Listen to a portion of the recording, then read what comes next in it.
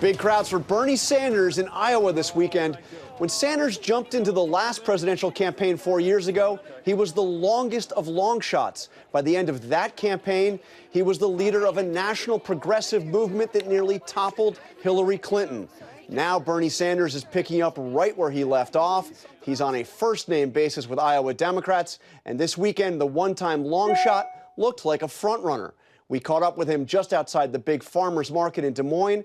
I started off by asking him about the issues he believes will animate this race. I think there is a profound anger at corporate greed. Pharmaceutical companies make billions in profits, and 1 out of 5 Americans cannot afford the medicine they need.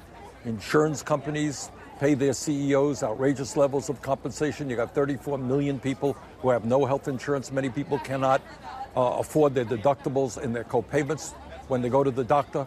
Fossil fuel industry makes billions of profits while they destroy the planet. Wall Street makes profits, and they're charging people 17% interest rates on their credit cards. I think people see the rich getting much, much richer, and the level of income and wealth inequality increasingly dangerous from a moral perspective and from an economic perspective. I'm sure you saw Joe Biden say that he is the most progressive candidate in this race. Well, look, Joe is a good friend of mine, and I'm not here to attack Joe. Joe voted for the war in Iraq. I led the effort against it. Joe voted for NAFTA and permanent normal trade relations, trade agreements with China. I led the effort against that. Joe voted for the deregulation of Wall Street. I voted against that. I think if you look at Joe's record and you look at my record, I don't think there's much question about who's more progressive. You famously said of Hillary Clinton during the last campaign, I disagree with Hillary Clinton on virtually everything. Would you say the same thing about Joe Biden? Well, we've got to see. This is early in the campaign. So but you've known Biden a long time, would you? Well, I disagree with many of the votes that he cast. He and I voted in very different ways.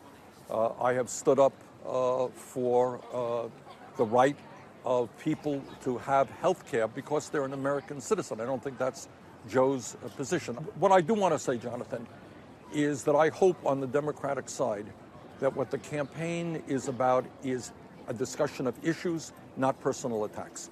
I think I can feel safe to say that no matter who the candidate is, we are all going to come together to defeat the most dangerous president in modern American history, and that is Donald Trump.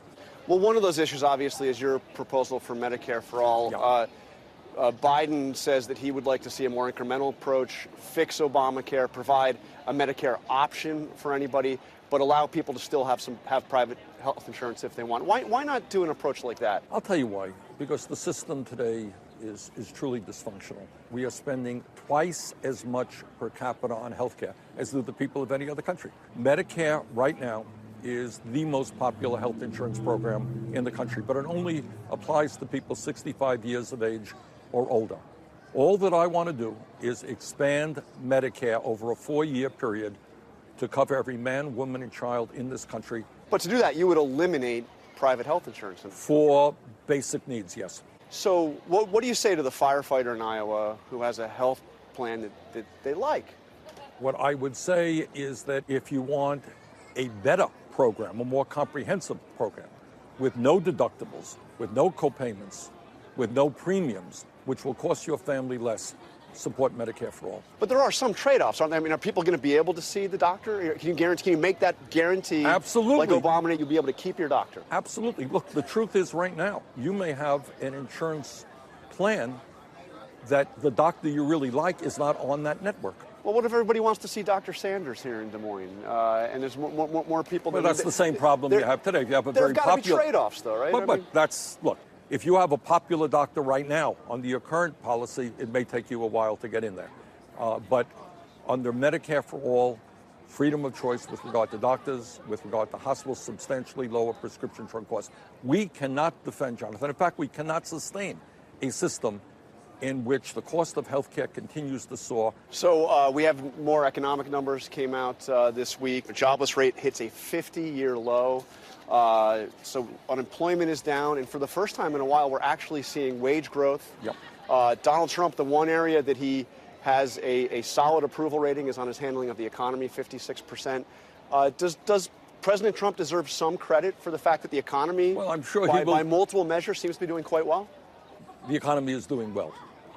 And I'm sure I don't have to give Trump any credit. I'm sure he will take all the credit that he wants. But what we should also know is that what we are looking at is a 10-year rebound from the Wall Street crash of 2008.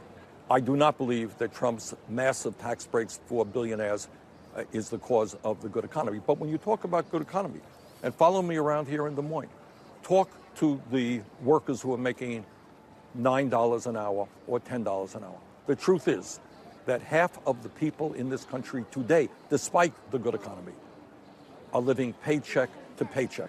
And millions of people are working 2 or 3 jobs just to put food on the table. So under your economic plan, who pays more taxes? I mean, obviously the billionaires and the millionaires, but who else pays more taxes? Well, there's a set of different policies, but basically when you have the top 1% in America owning more wealth than the bottom 92%, when the very, very rich are becoming phenomenally richer and doing incredibly well, when you have companies like Amazon, you know how much Amazon paid in taxes last year?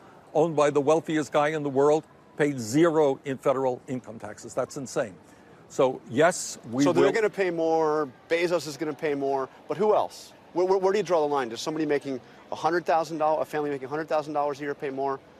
$50,000? Well, for example, we're going to expand benefits on Social Security, and we're going to do that by raising taxes, lifting the cap on people making $250,000 or more. We're certainly going to raise corporate taxes and do away with these tax havens where the wealthy and large corporations are stashing their money in the Cayman Islands. So look, at a time of massive income and wealth inequality, where the average American worker today, this is incredible, is making a few cents an hour more than he or she did 43 years ago, while the people on top are doing incredibly well.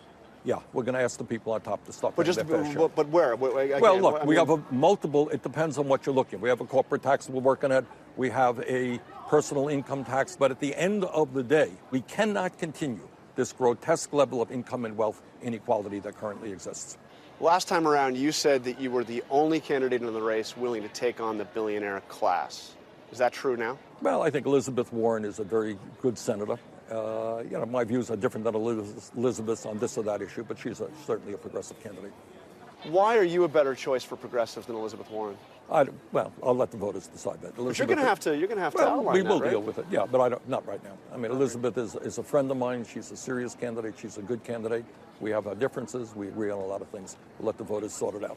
Biden has called himself an Obama-Biden Democrat. Would you embrace that phrase? Look, Barack Obama was a very, very good president. What grade would you give him? I'm not going to give him a grade. Barack Obama, look, compared to the guy you have in the White House now, give him an A+. Trump seems to want to run against you. And certainly he wants to run, and Republicans want to run against socialism. Okay. Is it time for you to disavow that label? The problem is, and on a television interview, it's hard for me to describe in depth what we mean by that. When Social Security was created, what did the Republicans call it? Called it socialism. Anytime you do things for the people and you stand up to the wealthy and powerful, you'll be labeled this, that, and the other thing. But this isn't a label you embrace. Yeah, but all of the issues that we are talking about, these are ideas that in one form or another are in fact supported by the American people. So I've heard from several of your opponents talk about the need for a new generation of leadership. So what do you say to those who say, you've been in Washington for 29 years, that you've fought for these issues, but your time has passed, it's time for a new generation of leadership? What I say is, let the voters decide that, okay? I mean, I will not criticize my opponents for not having a whole lot of experience. That would be wrong. Let the voters decide. I'm proud of the fact that in the last campaign that you covered so well, we helped transform the debate in America. You know, when I talked about a $15 an hour minimum wage, you covered it. 4 years ago, that was too radical. That was extreme. Today, 6 states have already passed that. I suspect the U.S. House will pass $15 an hour in the next month or two. So ideas that we brought forth have helped transform the discussion in America. We started that debate, and I want to end that discussion and take those ideas into the White House. I want to ask you about the news overnight. North Korea has now launched what appear to be a series of missile tests. How would President Sanders handle that situation? You know, this is one area, actually, where I do not fault Trump. I think the idea of sitting down with Kim Jong-un is the right thing to do. It is very, very difficult, but clearly they are a threat to the planet. They are isolated, they're demagogic, and we have just got to do everything we can to have China and the people in the Pacific Rim put as much pressure on North Korea and make it clear that they cannot continue to act this way. It is not an easy situation. Okay, lightning round. So in your lifetime, the presidents that you observed, who was the best president? I think Lyndon Johnson does not get the credit that he deserves for his domestic agenda. Vietnam was just terrible, terrible, terrible. But I think on domestic issues, LBJ deserves a lot more credit than he got. Cory Booker says he will name a woman as his running mate. Will you make the same pledge? I would give very serious consideration to that. Person of color? I think it's premature. It would be silly to make that statement right now. You can't give us your short list right now. Do you favor adding seats to the Supreme Court? No. Do you favor doing away with the Electoral College? I think when you have a guy in the White House right now who received 3 million votes less than his opponent, something is fundamentally wrong. Okay, last question. Who is going to win the Iowa caucuses? Well, I'm not going to speculate. We did pretty well last time. We basically tied with Hillary Clinton. You got within 0.3 of a point. Yeah. All I can tell you, I'm out here in Des Moines. We're going to work it hard, and I hope we do. All right, Senator Sanders, Hey, thank you for talking to okay, us. I appreciate good. your time. Okay, thank you.